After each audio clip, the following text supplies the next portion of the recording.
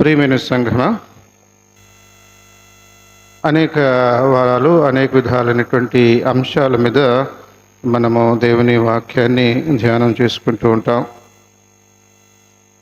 సందర్భానుసారంగా కొన్నిసార్లు మనం వాక్యాలను తీసుకునవలసినటువంటి అవసరత కూడా ఎంతో ఉన్నది. ప్రపంచవ్యాప్తంగా మరి కొన్ని సంప్రదాయాలు ఉంటూ ఉన్నాయి. ఆ విధంగా మనం చూసినట్లయితే ఇంటర్నేషనల్ లేకపోతే వరల్డ్ అన్నట్టుగా కొన్ని దినాలను మనము ఆచరిస్తూ ఉంటాం. Father's Day, Mother's Day, Daughter's Day, ఈ విధంగా మరి చిల్డ్రన్స్ డే ఆచరిస్తూ ఉంటాం. కొన్నిసార్లు ప్రపంచవ్యాప్తంగా ఒకే రోజును అన్ని దేశాల వారు ఆచరించకపోవచ్చు. అంశం అదైనా విషయం అదైనా కానీ రోజు ఒకవేళ మారవచ్చు. ఈ సంప్రదాయము గత 3-4 తరాల నుండి మాత్రమే ప్రపంచంలో అలవాటుగా వ్యాపకంగా మారింది.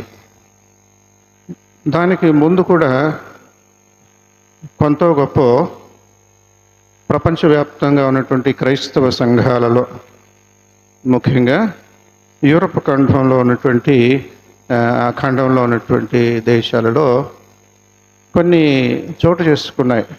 ఇప్పుడు చెప్పేటువంటి ఫాదర్స్ డే, మదర్స్ డే ఇలాంటివన్నీ కూడా.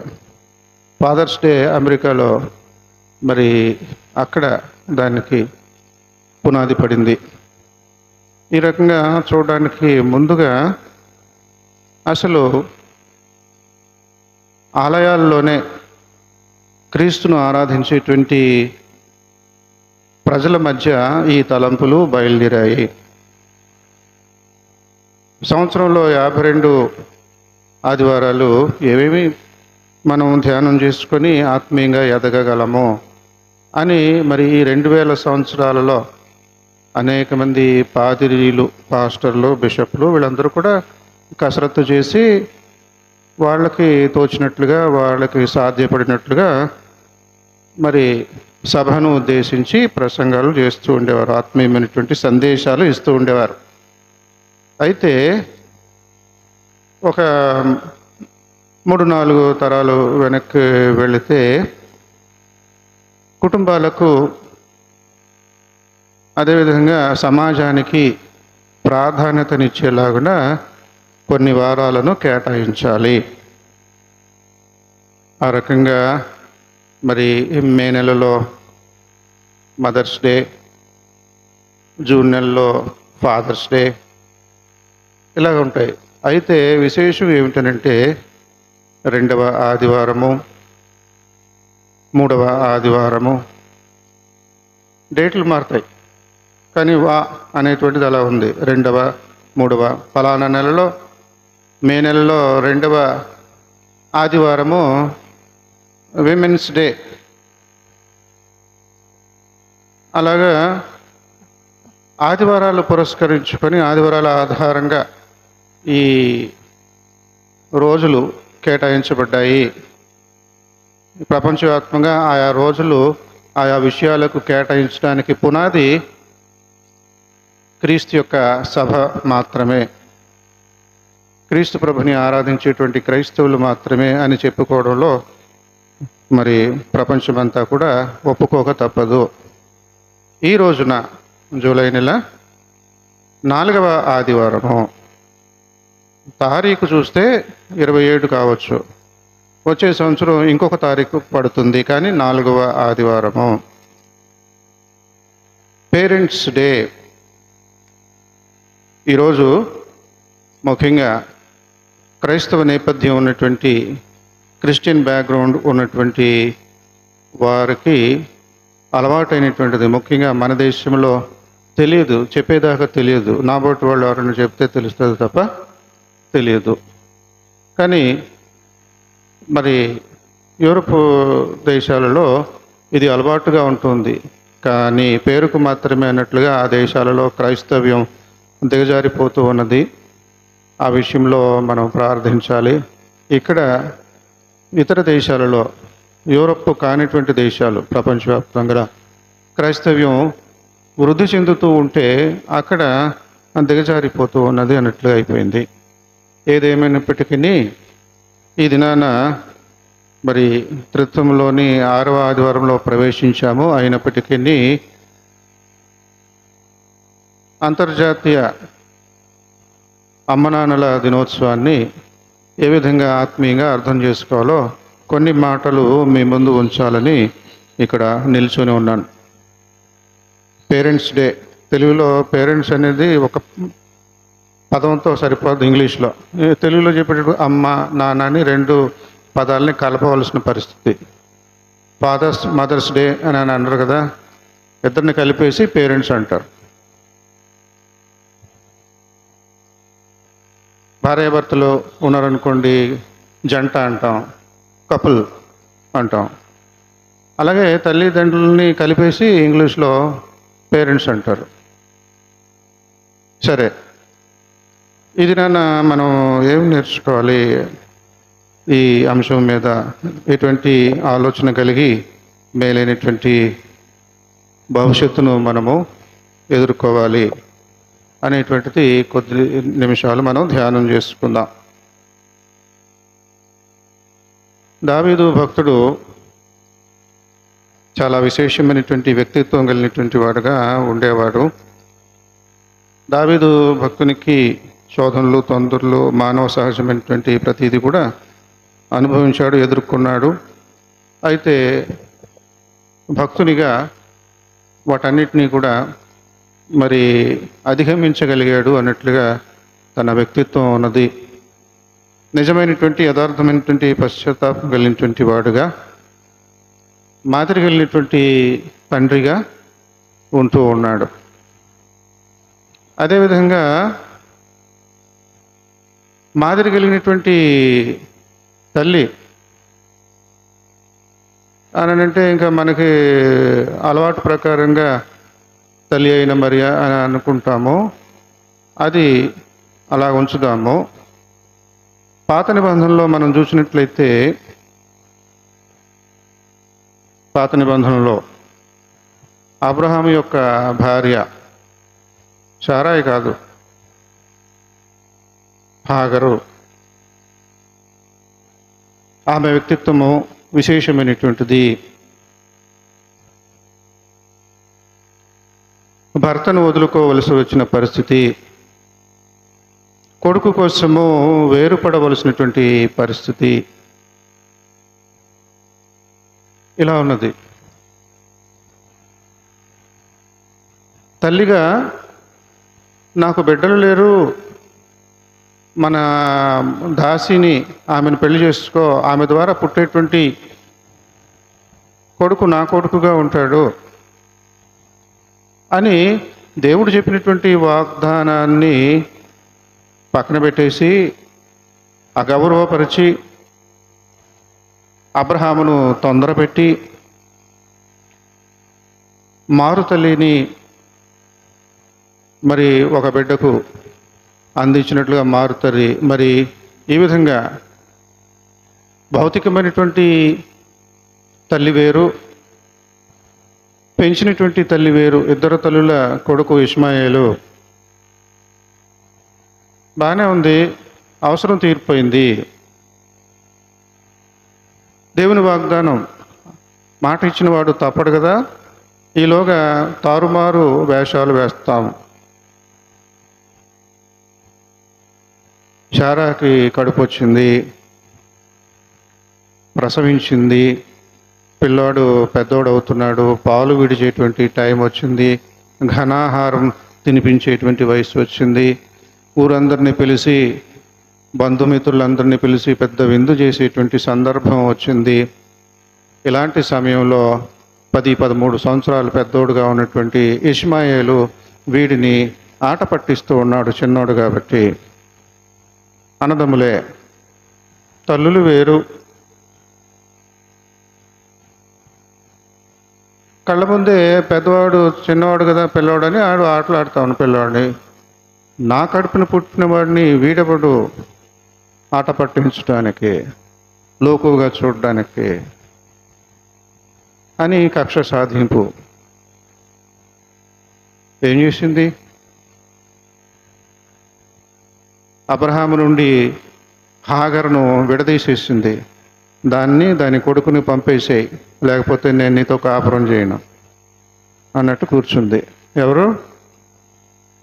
శారా. మంచి తల్లా? ఎవరికి తల్లి? మంచి తల్లి కాదు. ఆ రకంగా మరి ఈ లోకంలో చాలామంది తల్లులు మరి ప్రవర్తిస్తూ ఉంటారు. మరి బైబిల్ను అనుసరించేవాళ్ళు, క్రీస్తును ఆరాధించేవాళ్ళు, క్రీస్తుకు ప్రార్థనలు చేసి నాకు అది ఇది కావాలనేవాళ్ళు, నాకు రక్షణ కావాలి, నిత్యజీవం కావాలనేవాళ్ళు, మారు మనస్సు, మంచి నడవడి కలిగినటువంటి వారుగా ఉండాలి కదా అని దేవుడు ఈ పూట అటువంటి వాళ్ళని ప్రశ్నిస్తూ ఉన్నాడు. శారాయి లాంటి తల్లి ఉండకూడదు సుమా, హాగరు లాంటి తల్లి ఉండాలి సుమా. త్యాగం చేసింది, గొడవ పెట్టేసి నలుగురిని పిలిచి ఆ ఊళ్ళో వాళ్ళందరినీ, బంధుమిత్రులు అందరినీ పిలిచి ఇదిగో చూడండి ఇలా చేస్తుంది అని చెప్పి గొడవ పెట్టేసేవాళ్ళ లేదు, మర్యాదగా తప్పుకుంది. అబ్రహాము ఏది చేయడానికి చేత కానిటువంటి వాడుగా మిగిలిపోయాడు, భార్యను బట్టి, చారాను బట్టి. కానీ హాగరుకు ఏ విధమైనటువంటి లోటు లేకుండా, తన జ్యేష్ఠపుత్రుడు ఇష్మాయేలుకు ఏమీ లోటు లేకుండా ఎన్నెన్నో బహుమతులు, ఆస్తి పంపకం అదంతా చేసి సాగనంపేశాడు. Single parents day. Parents day అంటే తల్లిదండ్రులను గురించి సంతోషిస్తూ చేసేటువంటి ఒకానొక దినము. మరి ఎంతమంది కొడుకులకు, కూతుళ్ళకు తల్లిదండ్రులు ఇద్దరు ఉన్నారు? బ్రతికి ఉంటే ఇద్దరు ఉండాలి. విడాకులతో వేరుపడిపోయేటువంటి వాళ్ళు ఉంటారు. వాళ్ళు ఎవరికి కొడుకు, వాళ్ళు ఎవరికి కూతుళ్ళు, ఎవరికి కొడుకులు అన్నట్టుగా ఉంటుంది. పేరెంట్స్ డే ఏ విధంగా చేసుకుంటారు వాళ్ళు? దానికి కారణం ఎవరు? ఇంత లోతుగా ఉంటుందండి. ఏదో సరదాగా ప్రసంగం చేసేస్తారు, పేరెంట్స్ డే సంతోషంగా సెలబ్రేట్ చేసుకోవాలా, సందడి చేసుకోవాలా, 4 మాటలు చెప్పేస్తారు అనుకుంటున్నారు. మరి ఇంత తీవ్రమైనటువంటి ఆలోచన ఉండాలి ఇరుగు పొరుగు వారి విషయంలో. ఒకవేళ మన జీవితంలో అలాగా ఇలాంటి పరిస్థితి దాపురించలేదేమో కానీ కొందరిలో ఎవరికైనా అడప మన సంఘంలోనే, లేకపోతే మన పేటలోనే, మన ఊళ్ళోనే ఉంటాయి. వాళ్ళందరిలో మారు మనస్సు రావాలి, మంచి హృదయం రావాలి, తల్లిదండ్రులుగా ఉండగలగాలి. జన్మనిచ్చినటువంటి తల్లిగానో, పెంచినటువంటి తల్లిగానో, విడాకులు తీసుకున్నటువంటి ఒంటరి స్త్రీగానో, విడాకులు తీసుకున్నటువంటి ఒంటరి పురుషుడిగానో ఉండిపోవటము పిల్లలకు ఆశీర్వాదము కాదు. అప్పటి నుండి మరి ఇష్మాయేలు వారికి, ఇస్సాకు వారికి, అంటే ఇశ్రాయేలీయులకు కక్ష సాధింపు, ఏహ్య భావము, ఒకరిని ఒకరు ద్వేషించుకునేటువంటి భావము బయలుదేరి ఇప్పటి వరకు దానికి పరిష్కారం లేకుండా పోయింది. కానీ క్రొత్త నిబంధనలో పౌలు భక్తుడు, అపోస్తలులు ఇలాంటి వారు చెప్పారు కదా, ఏ భేదం లేదు, యూదుడని, గ్రీసు దేశస్థుడని, స్త్రీ అని, పురుషుడని ఇలాంటి భేదం ఏమీ లేదు. అందరూ కూడా క్రీస్తులో సమానం అయిపోయారు. ఇస్మాయిలీయులని, ఇస్లాం వారని, ఇస్రాయేలీయులని, యూదులని, క్రిస్టియన్స్ అని, హిందువులని, బౌద్ధులని, జైనులని, సిక్కులని, పారసీకులని ఇలాగ రకరకాలుగా ఉన్నప్పటికీ తెలుసుకోవలసినటువంటి విషయము అందరము కూడా క్రీస్తునందు ఒక్కళ్ళమే. నూతన సృష్టి, ఈ నూతన సృష్టిలో మనము పాలి భాగస్థులముగా ఉండాలి. పాత సృష్టిలో మనము సృష్టికి శాపం వచ్చేలాగా ప్రవర్తించాము. నిన్ను బట్టి ఈ భూమి శపించబడుతుంది, నువ్వు చెమటోర్చి సేద్యం చేసి పంట పండించుకొని తినాలి, ఇప్పటిదాకా నీకు ఆ శ్రమ లేకుండా జీవించావు అన్నట్లుగా ఆత్మీయమైనటువంటి హితబోధ మరి ఆదికాండంలో దేవుడు ఆదామావులకు తెలియజేశాడు. తల్లిదండ్రులు అని పిలిపించుకోగలిగేటువంటి విధంగా మనము ఉంటున్నామా? దావీదు భక్తుడి గురించి ఇందాక చెప్పాను కదా, తల్లిదండ్రులకు తగిన బిడ్డగా నేను ఉంటున్నానా అనేది కూడా ప్రశ్న. సొలొమోను బాగున్నాడు, చాలా బాగున్నాడు, తల్లిదండ్రులను గౌరవించేవాడిగా ఉన్నాడు. కానీ ఇంకొకడు ఉన్నాడు, అబ్షాలోము. తండ్రిని అగౌరవపరిచేవాడుగా, తండ్రిని శత్రువుగా ఎంచేవాడుగా, తండ్రిని చేతగాని వాడిగా ఎంచేవాడుగా, తండ్రిని ఎదుర్కొని తండ్రి కూర్చునేటువంటి సింహాసనాన్ని ఆక్రమించేసి తను కూర్చోవాలని ప్రయత్నించినటువంటి వ్యక్తిగా అబ్షాలోము ఉన్నాడు. ఎంత భయంకరమో! పేరెంట్స్ డే చేస్తాడా? ఏ ముఖం పెట్టి పేరెంట్స్ డే చేస్తాడు? తల్లిదండ్రుల దినోత్సవాన్ని యుద్ధం చేస్తున్నాడంటే అర్థం ఏంటి? తండ్రిని చంపేయాలనే. మన రాజకీయాల్లో కూడా పార్టీలు ఉంటాయి, అనుచరులు ఉంటారు, ఫాలోవర్స్ ఉంటారు. మా నాయకుడే గొప్ప, మా నాయకుడే గొప్ప, ఆడెంత పనికిమాలిన వాడైనా సరే. ఈ రకంగా లోకం తీరు ఉంటుంది. అక్కడ కూడా అబ్షాలోము వైపు కొంతమంది వెళ్ళిపోయారు. ఇశ్రాయేలు రాజ్యంలో అది స్వర్ణయుగం, చరిత్రలో నిలిచిపోయింది. దావీదు పరిపాలన కాలమంతా కూడా స్వర్ణయుగం. తర్వాత ఎక్కడ కూడా లేదు. మళ్ళీ ఆ పిలుపు ఏ తరంలో కూడా రాలే. దావీదు అంత చక్కటి పరిపాలన చేశాడు. అలాంటి పరిపాలనా సమయంలో ఈ ఇంటిలోనే ఒక శత్రువు. తల్లిదండ్రుల దినోత్సవం ఎలా చేస్తాడు? తండ్రికి వ్యతిరేకంగా బయలుదేరాడు, ముఠాను కూడగట్టుకున్నాడు. కొంతమంది అబ్షాలోము పక్షంగా చేరారు. 100కి 10 మంది మాత్రమే ఉన్నారు అనుకుందాం. మిగతా 90 మంది కూడా దావీదు పక్షంగానే ఉన్నారు, దావీదుకున్నటువంటి విశేషమైనటువంటి వ్యక్తిత్వాన్ని బట్టి. కానీ మరి దుర్మార్గత, అన్యాయము న్యాయము ఒక అడుగు వేస్తే అన్యాయము ఈలోగా 4 అడుగులు వేస్తుందనే ఒక సామెత ఉంది ఈ మధ్య. న్యాయము ఒక అడుగు ముందు వేసేలోగా అన్యాయము 4 అడుగులు వేసేస్తుంది. ముఖ్యంగా మన దేశంలో కొన్ని విషయాలలో ఇది అవును కదా అన్నట్లుగా ఉంది. ఇక్కడ అబ్షాలోము కూడా ఆ రకంగా తండ్రి మీదకి తిరుగుబాటు చేశాడు. కానీ కన్న ప్రేమ కరెక్టే. అబ్బాయిలు అలా తిరుగుబాటు చేయకూడదు, రాజుగారిని అవమానించకూడదు.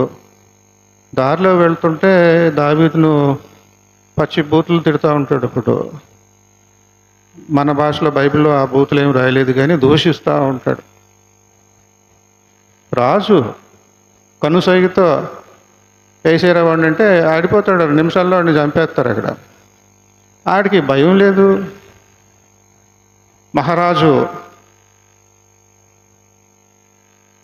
దావీదును తిడతా ఉన్నాడు, దుమ్మెత్తిపోతూ ఉన్నాడు, గట్టిగా అరుస్తూ ఉన్నాడు. అక్కడున్న సైనికులు వీళ్ళందరికీ కోపం వచ్చేస్తుంది. అయ్యా చెప్పండి ఒక మాట, నేను ఇక్కడే మొక్కలు చేసేస్తాను, వద్దులే.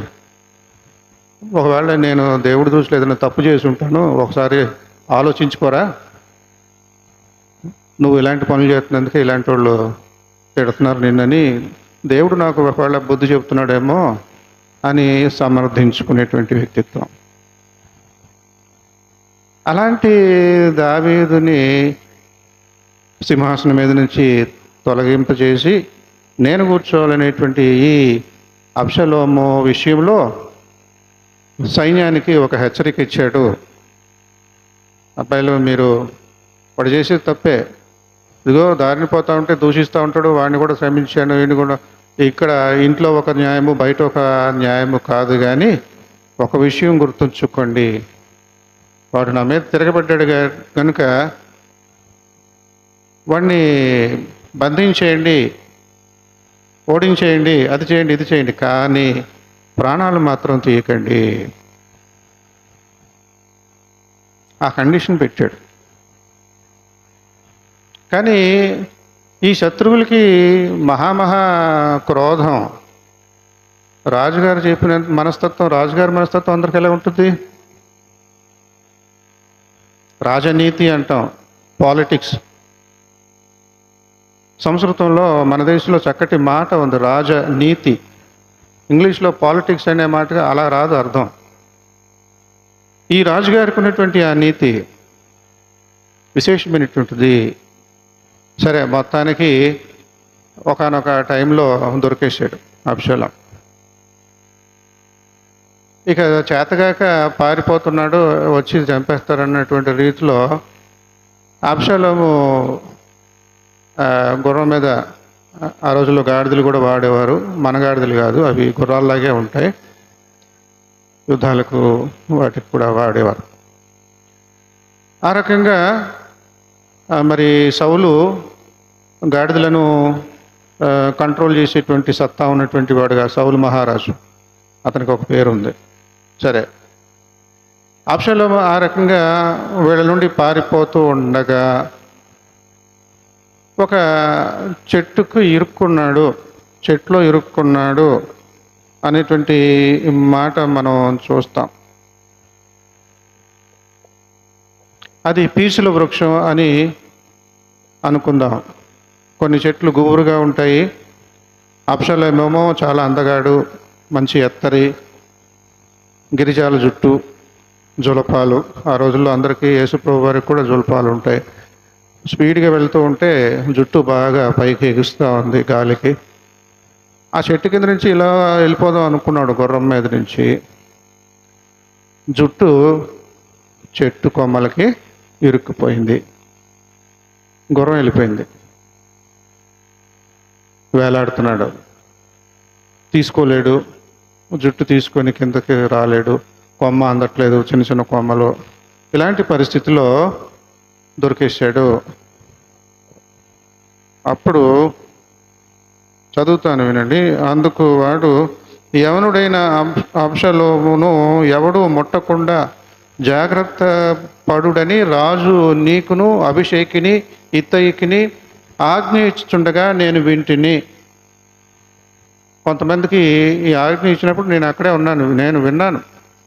అబ్షాలోముని ముట్టకండి, వాడిని అపకారం తలపకండి, చంపకండి అని చెప్పాడు కదా, నేను ఉన్నాను. మీరు ఏదో అనుకుంటున్నారు, మీరు ఇప్పుడు ఏదైనా చేశారంటే నేను అబ్షాలోము వాళ్ళ డాడీకి చెప్తాను నేను.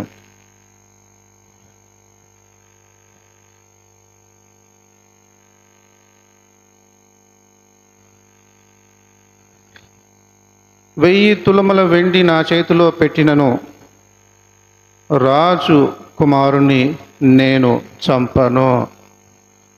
ఏం చేస్తారంటే, ఈ ఎన్కౌంటర్.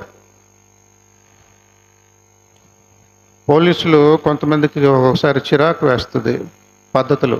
అధికారులు దుర్మార్గులను, దోషులను బెయిల్ మీద విడిపించేయడాలు ఇలాంటివన్నీ చేస్తూ ఉంటారు. ఏదో ఒక చేసి న్యాయస్థానం నుండి చక్కగా మళ్ళీ వెనక్కి తీసుకున్నారు. కానీ చాలా భయంకరమైనటువంటి నేరాలు చేసినటువంటి వాళ్ళుగా ఉంటారు. కళ్ళ ముందు చూస్తూ ఉంటారు, మేము నేరస్తులను కోర్టు వాళ్ళకి అప్పచెపుతున్నాము, కోర్టు నుంచి నిర్దోషులుగా బయటకు వస్తున్నారు. ఏమిటంటే రాజకీయాలు, డబ్బులు, పలుకుబడులు, వీటి వలన నేరం చేసిన వాళ్ళు మళ్ళీ మామూలుగా ఇంకా నేరాలు చేయండి అన్నట్టుగా బయటకు వచ్చేస్తున్నారు. అందుకని కొంతమంది ధైర్యం చేసి లేకపోతే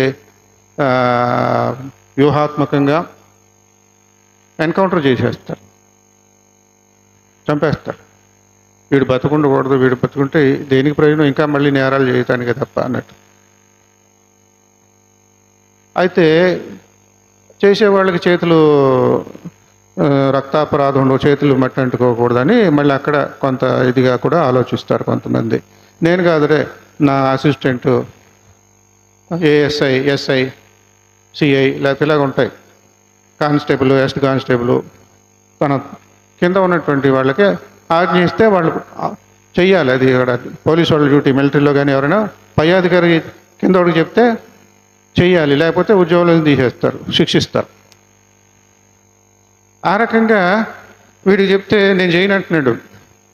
చంపేవాడు దొరికేసాడు కదా మనకి, చంపేయంటే నేను చేయను ఆ పని. 1000 వెండి తులాలు ఇచ్చినా కూడా, ₹1,00,00,000 ఇచ్చినా కూడా నేను ఆ పని చేయను, రాజుగారి కొడుకుని చంపాను. ఈ రకంగా అక్కడ అంతా జరిగింది. మొత్తానికి నువ్వేంటో చంపేది, మేమే చంపేస్తాం అని 3 బాణాలు వేసి వాడిని చంపేస్తాం. ఇక ఈ కబురు, చావు కబురు తెలియజేయాల. చావు కబురు తెలియజేయటం ఎలా తెలియజేస్తారు? వెంటనే చక్కగా సంతోషకరమైనటువంటి కబురును తెలియజేసేలాగా కంగారు పడతారా? కంగారు పడరు. ఎలా చెప్పాలా ఇప్పుడు తండ్రికి ఈ వార్త అని తటపటాయిస్తూ ఉంటారు. అందులోనూ ఒకటి ఏమంటారు, స్మార్ట్ ఫెలో, ఆడు గడుసైనటువంటి వాడు ఒకడు ముందుకు వచ్చి నేను చెప్తాను కదా అని వెళ్తాడు. ఈ వ్యవహారం అక్కడ దూరంగా, అక్కడ వాళ్ళ వాతావరణం, వాళ్ళ అలికిడి కొంచెం తేడాగా ఉన్నదని దావీదుకు తెలిసిపోయింది. తెలిసిపోయి వస్తున్నటువంటి వాళ్ళని ఒకటే మాట అడుగుతాడు, బాలుడగు అబ్షాలోము క్షేమముగా ఉన్నాడా? వాళ్ళు అడగకముందే ఈయన అడిగేస్తున్నాడు కంగారుతో. తప్పిపోయిన కుమారుడు ఆస్తి అంతా తీసేసుకున్నాడు. తల్లిదండ్రులు చనిపోయిన తర్వాత ఆస్తి పంపకాలు ఉంటాయి. బతికుండగానే చంపేశాడు తండ్రిని. పేరెంట్స్ డే, విదేశాలకు వెళ్ళి ఏం పేరెంట్స్ డే చేస్తాడు తప్పిపోయిన కుమారుడు.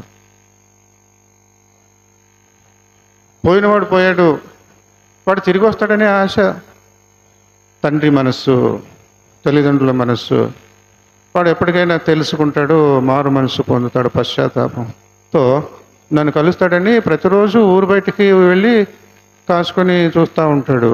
ఊళ్ళో వాళ్ళందరూ కూడా ఎక్కిరిస్తూ ఉంటారు, ఏంటి వీడికి పిచ్చాడు, ఆడేమో మొత్తం అంతా కూడా డబ్బులు చక్కగా వేసుకొని వెళ్ళిపోయాడు, బతుకుండగానే తండ్రిని ఆస్తి అడిగేసి వెళ్ళిపోయాడు, వాడు మళ్ళీ తిరిగి రావడం ఏంటి అని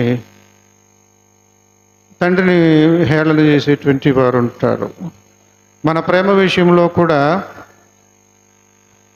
మన బిడ్డల విషయంలో చూపే ప్రేమ విషయంలో కూడా ఇతరులు వెక్కిరించే విధంగా ఉండవచ్చు.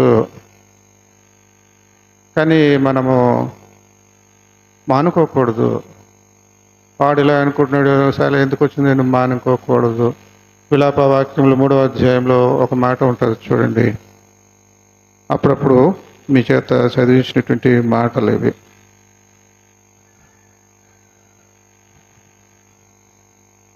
ఇరవై 23వ వచనంలో,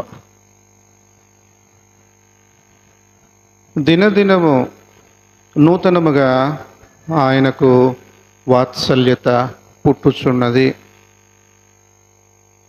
కొడుకులు, కూతుళ్ళు, బిడ్డలు తప్పులు చేస్తే అది నిన్నటికే క్షమించేసి వదిలేసినట్టుగా ఉంటుంది తల్లిదండ్రుల మనస్తత్వం, సరైనటువంటి తల్లిదండ్రులు. దినదినము వాత్సల్యత నూతనముగా పుట్టుచున్నది. యెహోవా దేవుడు పరలోకపు తండ్రికి ఉండేటువంటి లక్షణము. ఆ లక్షణము దావీదులో ఉంది. నా కొడుకుని ముట్టకండి అంటే చంపేశారు అసలు. అబ్షలోము క్షేమంగా ఉన్నాడా? ఈ టక్కరివాడు స్మార్ట్ ఫీలో ఎంత చక్కగా సమాధానం చెప్తాడు. చాలా ఆశ్చర్యం వేస్తుంది. మనకు దేశంలో కొన్ని ఇతర గ్రంథాలు ఉన్నాయి కదా, కథలు, సామెతలు అవి ఉంటాయి. అశ్వత్థామ అత కుంజరహ అంటాడు. ఆ కుంజరహ అనేటువంటిది మెల్లిగా మాట్లాడతాడు. అశ్వత్థామ అనేటువంటి పేరుతో ఒక సైనికుడు ఉన్నాడు, యోధుడు ఉన్నాడు, కుటుంబీకుడు ఉన్నాడు. అదే పేరుతో ఒక ఏనుగు కూడా ఉన్నది.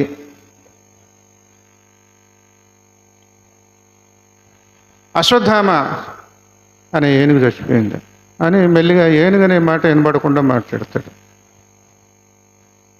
ఏనుగు చచ్చిపోతే ఏంటి, అక్కడ హీరోలు, యోధులు కదా, వాళ్ళ గురించి కదా చెప్పాలా. అశ్వత్థామ అనేటువంటి వాడు ఒకడు ఉన్నాడు కదా. తప్పుడు మాటలు అనమాట. అంటే ఏనుగు చచ్చిపోయింది, లేకపోతే అశ్వత్థామ అనేటువంటి చచ్చిపోయాడు, అక్కడ తేడా మరి చక్కగా చూపించేలాగా ఒక మాట మింగేస్తాడు. అలాంటిది ఇక్కడ ఈ వచ్చినవాడు చెప్పే సమాధానం చూడండి. అబ్షలోము చచ్చిపోయాడని చెప్పడం ఎంత టక్కరిగా నేర్పరితనంతో చెబుతాడు. రాజు బాలుడగు అబ్షలోము క్షేమంగా ఉన్నాడా అని అడిగాను.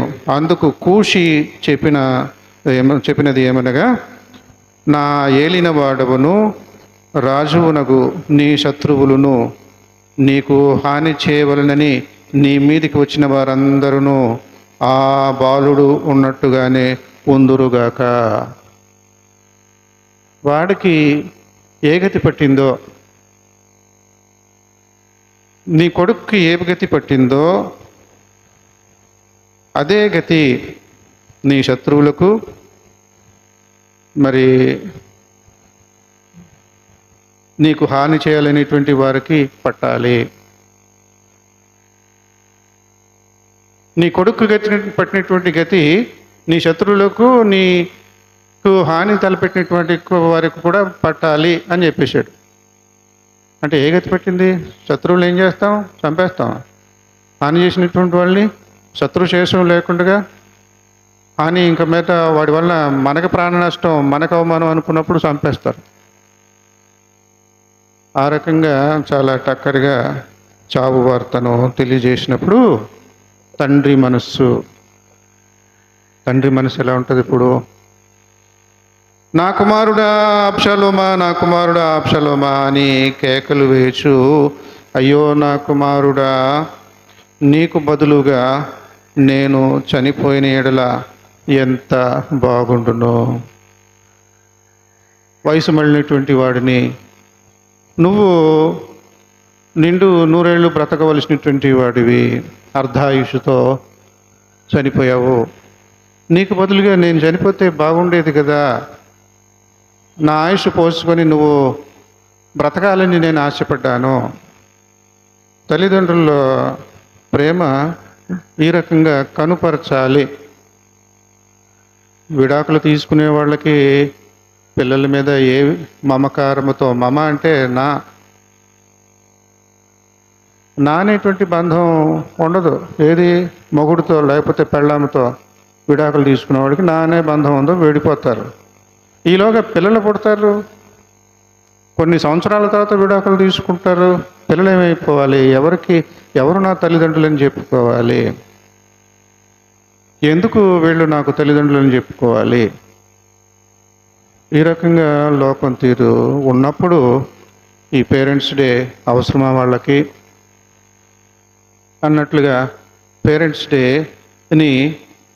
డే వాళ్ళని వెక్కిరించినట్లా, లేకపోతే వాళ్ళు పేరెంట్స్ డేని అమ్మ నాన్నల దినోత్సవాన్ని వెక్కిరించినట్లా అన్నట్లుగా ఉంటుంది సుమా. జాగ్రత్త పడాలి. ఎఫ్ఎస్సి పత్రికలో పౌలు చెబుతూ ఉన్నాడు, కొలస్సీ పత్రికలో చెబుతూ ఉన్నాడు. అటు పిల్లలకి హెచ్చరికలు ఇస్తాడు, ఇటు తల్లిదండ్రులకు హెచ్చరికలు ఇస్తాడు, అటు భార్యకు హెచ్చరికలు ఇస్తాడు, ఇటు భర్తకు హెచ్చరికలు ఇస్తాడు, అటు పెద్దలకు యజమానులకు హెచ్చరిక ఇస్తాడు, ఇటు దాసులకు పని వాళ్ళకి హెచ్చరిక ఇస్తూ ఉంటాడు. మీ హద్దుల్లో మీరు ఉండాలి, మీరు చేయవలసింది మీరు చేయాలి. తల్లిదండ్రులు మీ పిల్లలకి కోపాన్ని రప్పించకండి. కొంతమంది తల్లిదండ్రులు ఆ రకంగా పిల్లల్ని మానసికంగా కృంగదీస్తూ ఉంటారు. కొంతమందికి అయితే ఆ కృంగుబాటులో కోపం వచ్చేస్తుంది, తల్లిదండ్రుల మీద ద్వేషం, అసహ్యం వచ్చేస్తూ ఉంటుంది. తల్లిదండ్రుల వ్యవహారం అలా ఉంటుంది.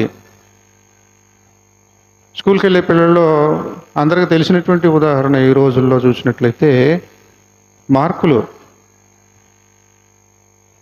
ఫస్ట్ ర్యాంక్ రావాలి, క్లాస్ ఫస్ట్ రావాలి. ఆ తర్వాత పెద్ద స్కూల్ అయితే 4-5 సెక్షన్లు ఉంటాయి. స్కూల్ ఫస్ట్ రావాలి, జిల్లా ఫస్ట్ రావాలి, స్టేట్ ఫస్ట్ రావాలి. ఈ రకంగా ఆశలు ఉండవచ్చు. ఆ రకంగా పిల్లల్ని తీర్చిదిద్దాలి. కానీ నువ్వు సరిగ్గా చదవటం లేదు, ఇదిగో నీకు ఈ నెలలో 6వ ర్యాంక్ వచ్చింది,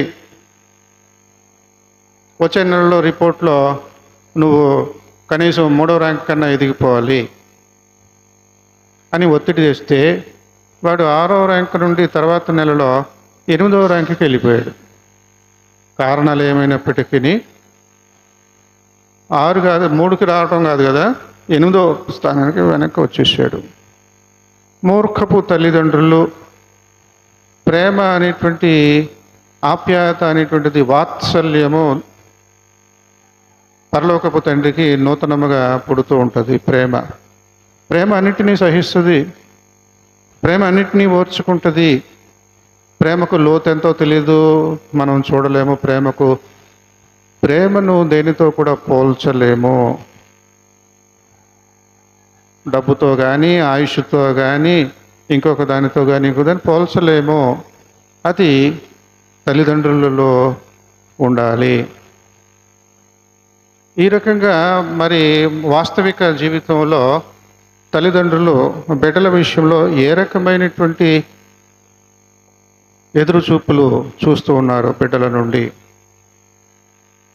బాగా చదివేయాలి, క్లాస్ అందరిలో ఫస్ట్ రావాలి, రాకపోతే వీడిని అవమానకరంగా చూడాలి, వీడి మనసు కృంగదీయాలి, వీడికి బుద్ధి రావాలి, పౌరుషంగా అప్పుడైనా బాగా చదువుతాడు, మంచి మార్కులు తెచ్చుకుంటాడు.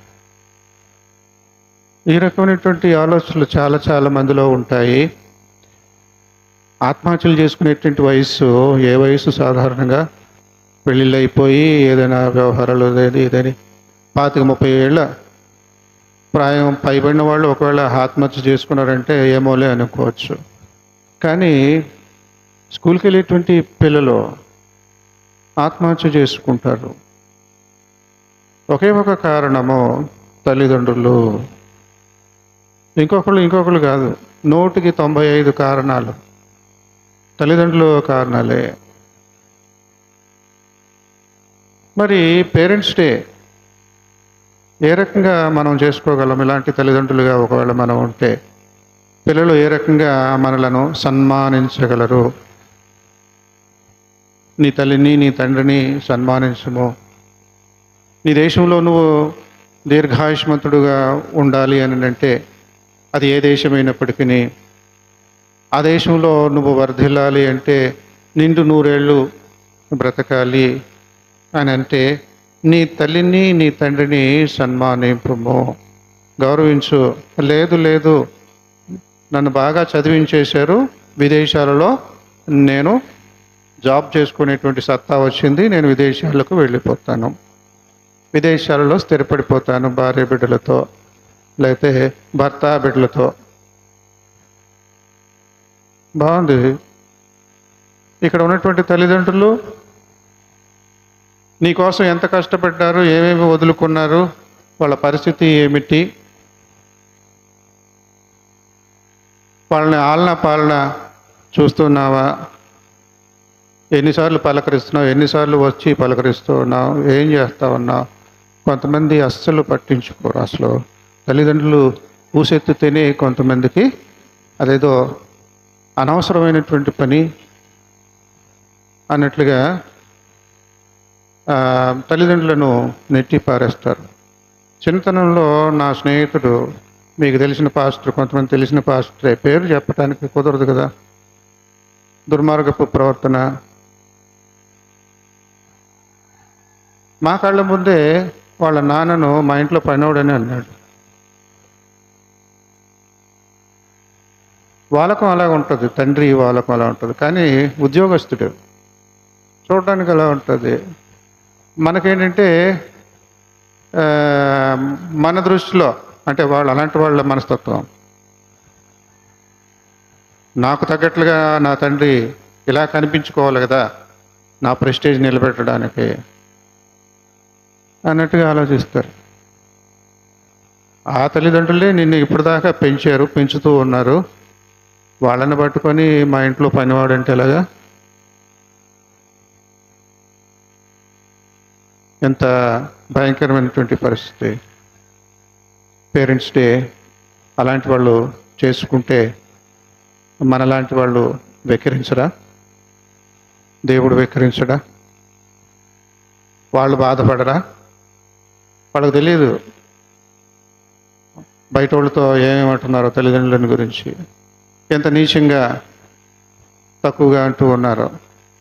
వీళ్ళే నా కన్న తల్లిదండ్రులని చెప్పుకునేటువంటి రీతిలో కొంతమంది బిడ్డలు ఉండరు.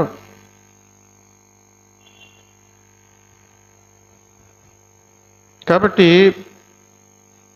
పిల్లల పెంపకం విషయంలో తల్లిదండ్రులు తప్పు చేయకూడదు.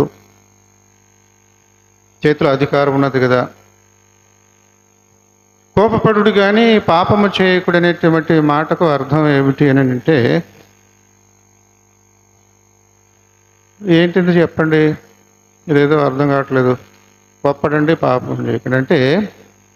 అక్కడ ఆ రోజుల్లో గ్రీసు దేశస్థులు, గ్రీకు పరిపాలన దినాలలో, రోమీల యొక్క పరిపాలన దినాలలో మనం చూసినట్లయితే రోమా ప్రభుత్వంలో కొన్ని పద్ధతులు ఉండేవి. కుటుంబాల విషయంలో ఇలాంటి హక్కులు బాధ్యతలు ఉండాలి అని వాళ్ళు ఆ రోజులకు తగ్గట్టుగా ఈ చట్టం ఉండేది, రాజ్యాంగం ఉండేది. దాని ప్రకారంగా చూసినట్లయితే ఇంటిలో తండ్రికి సర్వ హక్కులు ఉంటాయి. మాట వినని పిల్లలను చంపేసినా ఎవడో అడగడానికి వీల్లేదు. న్యాయసభకు కోర్టుకు తీసుకుని వచ్చి వీడు కన్న కూతురుని చంపేశాడు, కన్న కొడుకును చంపేశాడు. మొన్ననే ఒక 2 వారాల క్రితం కన్న కూతుర్ని షూట్ చేసి చంపేసాడు ఒకడు. ఇంకా పెళ్ళి అవ్వలేదు, టెన్నిస్ ఆడుతుంది చక్కగా. ఆ టెన్నిస్లో ఇంకా పైకి రావాలి, ఒక అసోసియేషన్ ఏర్పాటు చేయాలి, ఎంతోమంది మరి క్రీడాకారులను తయారు చేయాలి అని మిగతా స్నేహితులు అందరూ కలిసి ఎంతో కృషి చేస్తూ డబ్బులు జమ చేసుకుంటూ ఆ ప్రయత్నాల్లో ఇలాగా ఉంటే, నువ్వు ఇలా ఉంటే బాగోదు, నా మాట విను, నువ్వు ఇలాంటి వేషాలు వేయకు అని తండ్రి వారిస్తూ ఉన్నాడు. మార్కులు తెచ్చుకో. ఇప్పుడు ఇలాంటి వాళ్ళకే సమస్య. వాళ్ళకేమో టెన్నిస్ మీద ఆటలు మక్కువ ఉంటుంది, బ్రహ్మాండంగా ఎదిగిపోగలరు. అలాంటి వాళ్ళని పట్టుకొని కూర్చో, చదువు, నీకు 52 మార్కులే వచ్చినాయి, 92 దాకా సాధించాలి అంటే ఏం చదువుతారు వాళ్ళు? మనసు ఉండదు వాళ్ళకి. అలాంటి తల్లిదండ్రులు షూట్ చేసేసాడు. అంత టీవీలో వాటిలో వచ్చేస్తుంది, లైవ్ చూపిస్తూ ఉన్నారు. వాడిని అరెస్ట్ చేసిన తర్వాత వాడిని పోలీసు వాళ్ళు తీసుకువెళ్తుంటే వాడు ఘనకార్యం చేసినట్లుగా వాడి ముఖం, చచ్చిపోయింది కూతురు, చంపేశాడు. వాడికి ఏమాత్రం చింత, పశ్చాత్తాపము, తప్పు చేశాను, అపరాధం చేశాననే ఆలోచన లేదు. నేను గొప్ప పని చేశాను. పరువు హత్యలు, కులాలు ఇవన్నీ చూస్తాం కదా, పరువు హత్యలు చేస్తూ ఉంటారు. ఎక్కువ కులం వాళ్ళు తక్కువ కులం వాళ్ళు ప్రేమించి పెళ్లి చేసుకుంటే. కొన్ని దేశాల్లో ఇంకా భయంకరమైనటువంటి పద్ధతులు. ఆ కులస్తుడు ఈ కులస్తుడు, లేకపోతే ఆ జాతి వాళ్ళు ఈ జాతి వాళ్ళు ఏమాత్రం కలవరు. ఆ రకంగా విడిపోయారు. కానీ యవన ప్రాయము, ఒకరినొకరు ఇష్టపడతారు. ఆ కులస్తులు ఈ కులస్తు, అమ్మాయి అబ్బాయి పెళ్లి చేసుకుంటే చంపేస్తారు. వాళ్ళని వచ్చి చంపేస్తారు, వీళ్ళన ఏదో ఒక పార్టీ వాళ్ళు వచ్చి చంపేస్తారని పెళ్లి చేసుకొని ఎక్కడో దూరంగా పారిపోయి కామ్గా బతుకుతూ ఉన్నారు. ఇంకొక చోటకి వెళ్ళిపోయారు. ఈ గొడవలు ఎందుకని చెప్పేసి బతుకుతున్నారు. కానీ వాళ్ళు పలానా చోట ఉన్నారని తెలిసిపోయింది. ఒక వర్గం వాళ్ళకి తెలిసిపోయింది. ఇంకొక వర్గం వాళ్ళకి కూడా చెప్పారు. ఏం చేద్దాం, వాళ్ళని ప్రేమతో ఆహ్వానిద్దాం, మా సమక్షంలోనే పెళ్లి చేసుకోండి అని పిలుద్దాం అని పిలిచి ఇద్దరిని చంపేద్దాం. ఇద్దరు అమాయకమైనటువంటి ప్రేమికులను, భార్యాభర్తలుగా ఉన్నటువంటి వారిని కులం పేరుతో 2 ఊళ్ళ వారు కలిసి చంపేశారు, మాటు వేసి, ప్రేమతో ఆహ్వానించి.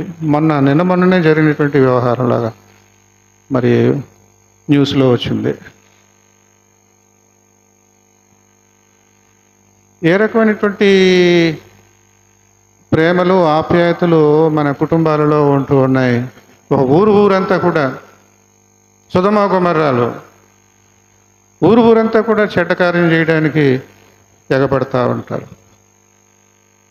వావి వరుసలు లేనిటువంటి విధంగా పశువులే మేలు అన్నట్లుగా ఉంటాయి.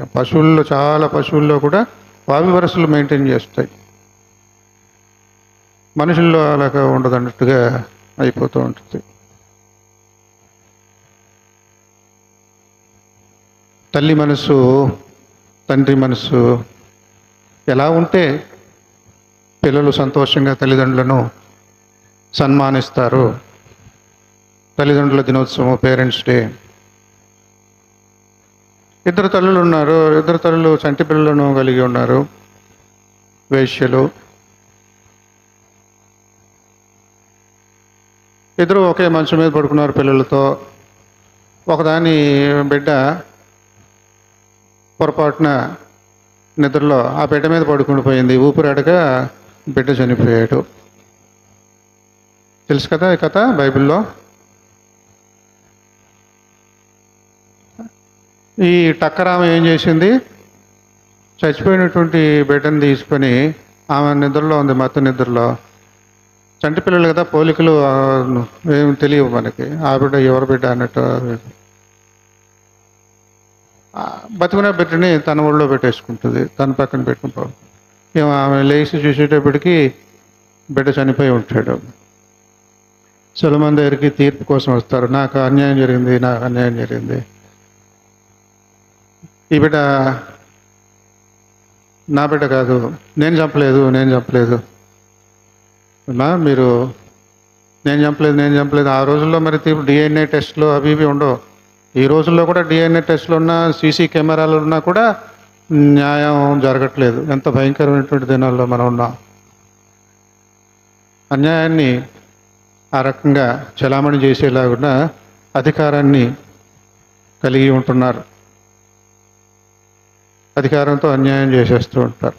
అన్నీ ఉన్నా కానీ DNA టెస్టులు కానీ, ఫొరెన్సిక్ రిపోర్ట్స్ కానీ, అవి కానీ ఇవి కానీ ఏవి పనిచేయవు. ఇంకా ఆ రోజుల్లో ఏముంటుంది, 3000 సంవత్సరాల క్రితం సొలొమోను దినాలలో న్యాయం కోసం వచ్చారు. ఏం చేయాలి ఇప్పుడు? తెలివిగా ఆలోచించాడు. కన్న ప్రేమ అనేటువంటిది ఒకటి ఉంటుంది కదా. మోసం చేసినటువంటిది కన్న ప్రేమ లేకుండా ఉన్నటువంటిదే మోసం చేస్తుంది. దీన్ని తెలుసుకోవాలంటే ఏంటని ఆలోచించి వెంటనే ఒక మాట అంటాడు. ఏమని అంటాడు? మీరిద్దరు తల్లులే, ఒక తల్లి బిడ్డ చనిపోయింది. అది ఏ తల్లి బిడ్డ అనేది నా బిడ్డ బతుకున్న బిడ్డ నా బిడ్డ అని అంటున్నారు. చనిపోయింది ఎవరి బిడ్డో చెప్పట్లేదు, ఎవరు చంపారో చెప్పట్లేదు. ఎవరి పక్కలో వాళ్ళు వాళ్ళ బిడ్డను పెట్టుకొని పడుకుంటారు. పొరపాటున మీద గాఢ నిద్రలో బిడ్డ మీద పడి ఊపిరాడకుండా చచ్చిపోయేలాగా చేసాడు. సరే, అది తర్వాత సంగతి. మీకు న్యాయం చేయాలి. ఇద్దరు కూడా మీ బిడ్డ అంటున్నారు కదా, బిడ్డను సగానికి చీల్చేస్తాను, ఒక సగం నువ్వు తీసుకో, ఒక సగం నేను తీసుకో అంట. అలా ఉంటుంది. లేకపోతే ఇంకొక ఉదాహరణ ఏంటి? ఆకలి తట్టుకోలేక ఏం చేయాలో తెలియక పసిబిడ్డలు కనబడుతున్నారు, మాంసము. ఈరోజు నా బిడ్డను తినేద్దాం, రేపు నీ బిడ్డను తినేద్దాం అన్నట్టుగా అనుకొని మొత్తానికి ఒక బిడ్డను తినేశారు, ఇంకో బిడ్డని తినకుండా ఆపేస్తున్నారు. ఈ రకంగా రకరకాలైనటువంటి సమస్యలు. కన్న తల్లి ఒకవేళ తీర్పు ఇస్తే ఈ బిడ్డను నడిమికి చీల్చివేయండి, చెరువుడు పనిచేయండి అంటే కన్న తల్లి అలా ఒప్పుకోదు. ప్రేమ ఉన్నటువంటి తల్లి అలా ఒప్పుకోదు. వద్దులేండి, ఆ బిడ్డ బతికి ఉండాలి, ఆమె తీసేసుకొనివ్వండి, ఆమె బిడ్డగానే ఉండనివ్వండి అని సమాధానం చెబుతుంది. నిజమైనటువంటి ప్రేమ ఉన్నటువంటి తల్లి, నిజమైనటువంటి తల్లి, కన్న తల్లి. ఆ రకంగా ఆ విషయాన్ని గ్రహించిన వాడుగా, ఇదిగో ఈ బిడ్డ ఈమెకు చెందుతుంది అని తీర్పు చేస్తాడు. కాబట్టి బిడ్డలను ప్రేమించే విషయంలో మనము ఏ రకంగా ఉంటూ ఉన్నాం తల్లిదండ్రులముగా?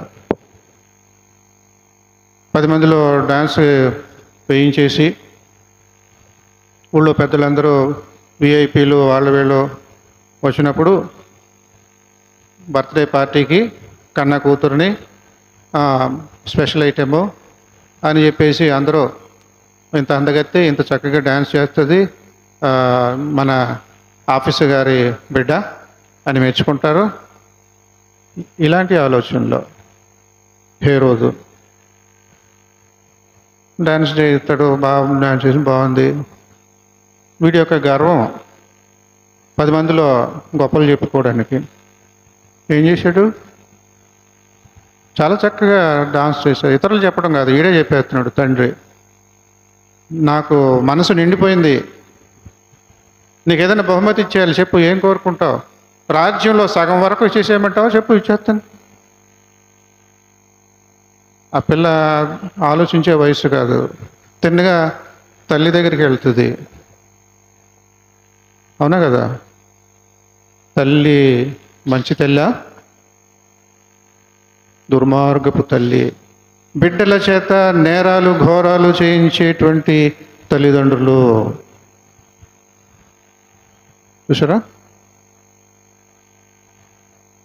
అదిగో జైల్లో వేశారు కదా బాప్తిస్మిచ్చి యోహాను, అతని తల నరికేసి నాకు బంగారు పళ్ళెంలో బహుకరించండి, నేను సంతోషంగా తీసుకుంటా.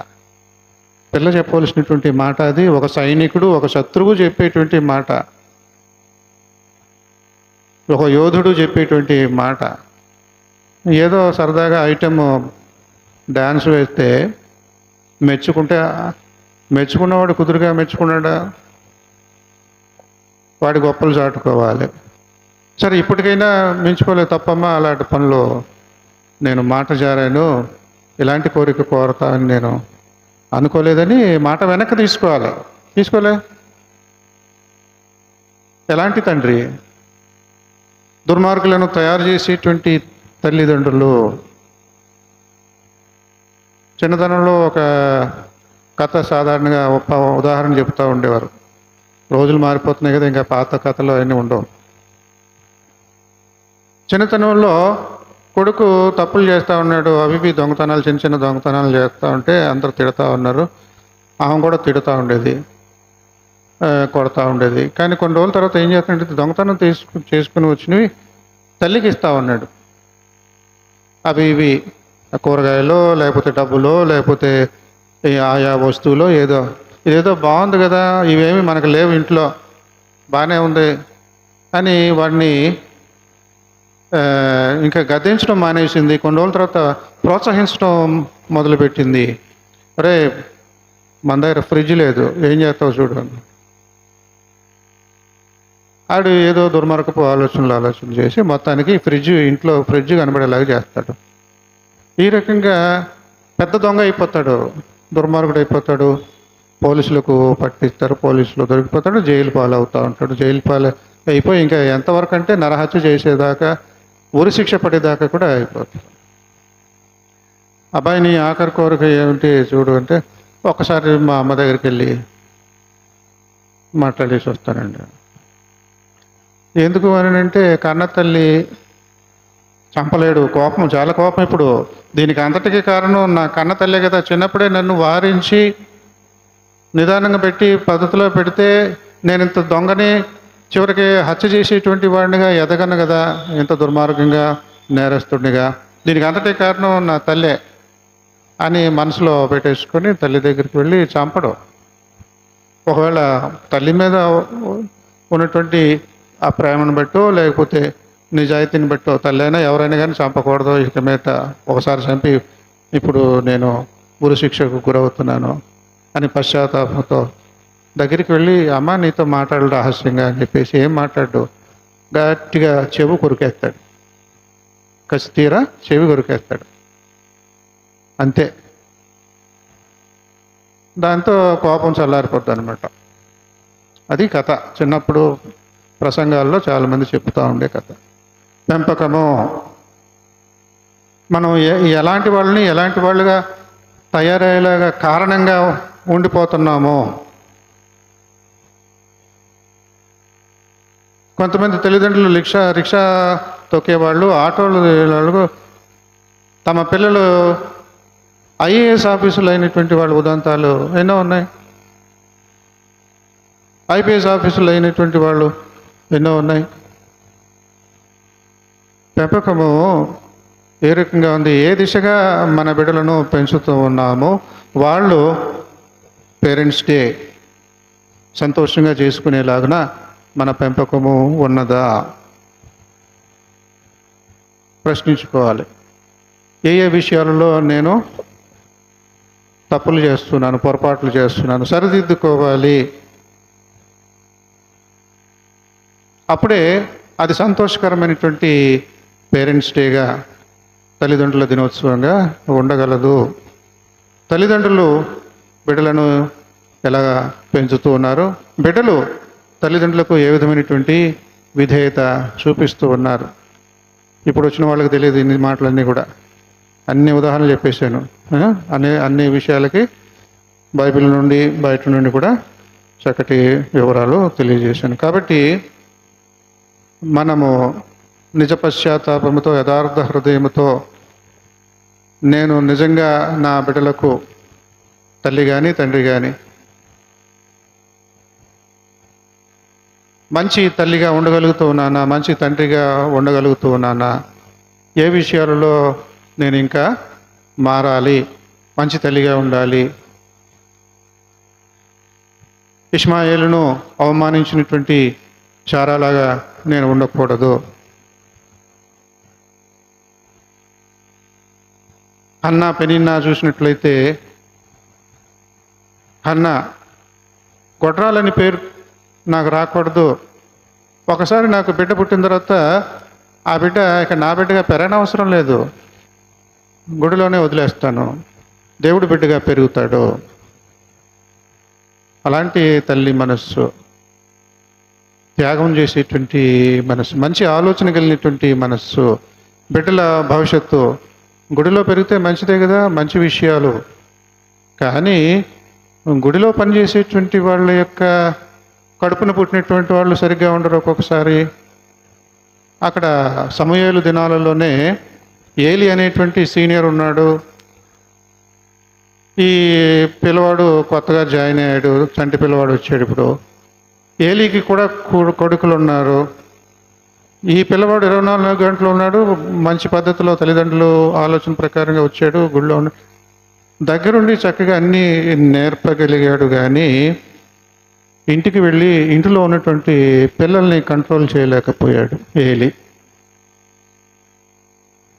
సమూయేలు కూడా అదే పరిస్థితి. దేవుడి గుడిలో అన్ని పనులు చక్కగా చేస్తాడు, ఇశ్రాయేలుకి అందరికీ ఆఖరు న్యాయాధిపతి, మొదటి ప్రవక్త అని పినిపించుకోగలిగినటువంటి సమూయేలు తన బిడ్డల విషయంలో మరి సక్రమమైనటువంటి పద్ధతిలో కంట్రోల్ చేసేటువంటి విధంగా లేకపోయాడు.